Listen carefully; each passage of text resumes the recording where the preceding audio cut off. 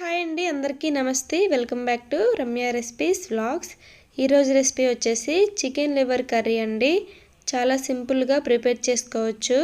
నేను ఏ మసాలాలు వేయకుండా సింపుల్గా తక్కువ ఇంగ్రీడియంట్స్తో ఎలా ప్రిపేర్ చేసుకోవాలో చూపించబోతున్నానండి. చాలా టేస్టీగా కూడా ఉంటుంది. ఎవరైనా సరే ఇష్టపడతారు. పిల్లలు కూడా కారం అని అనకుండా చాలా ఇష్టంగా తింటారు.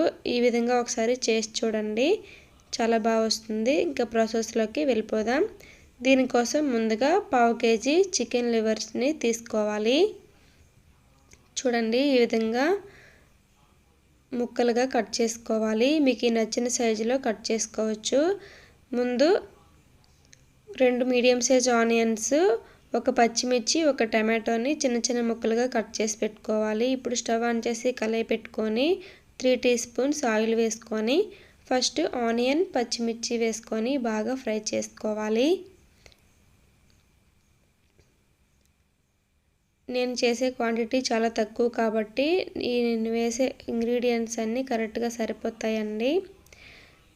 ఆనియన్ బాగా ఫ్రై అయిన తర్వాత 1 టీ స్పూన్ అల్లం వెల్లుల్లి పేస్ట్ వేసుకొని పచ్చివాసన పోయేంత వరకు బాగా ఫ్రై చేసుకోవాలి. మీరు ఎక్కువ క్వాంటిటీ చేసినట్టయితే అన్ని డబుల్ క్వాంటిటీ తీసుకుంటే సరిపోతుంది. పచ్చివాసన పోయిన తర్వాత చూడండి, ముందుగా కట్ చేసి పెట్టుకున్న టమాటాని కూడా వేసేసుకోవాలి.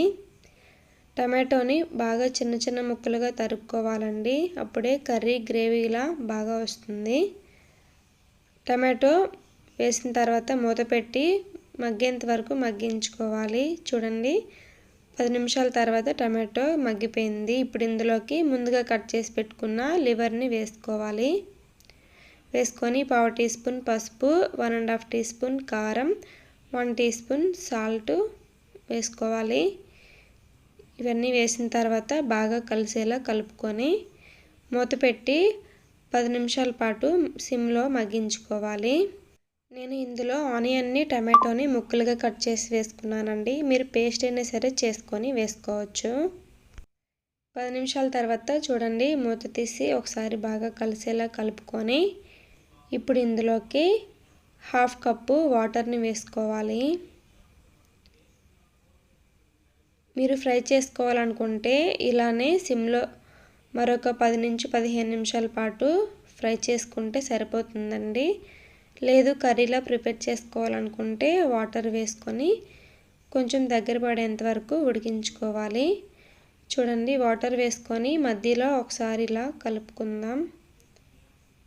సాల్ట్ కానీ కారం కానీ సరిపోకపోతే ఇప్పుడే అడ్జస్ట్ చేసుకోవచ్చు. చూడండి, కర్రీ రెడీ అయిపోయింది. ఈ కన్సిస్టెన్సీ వచ్చిన తర్వాత స్టవ్ ఆఫ్ చేసుకొని ఒక బౌల్లోకి తీసుకుందాం.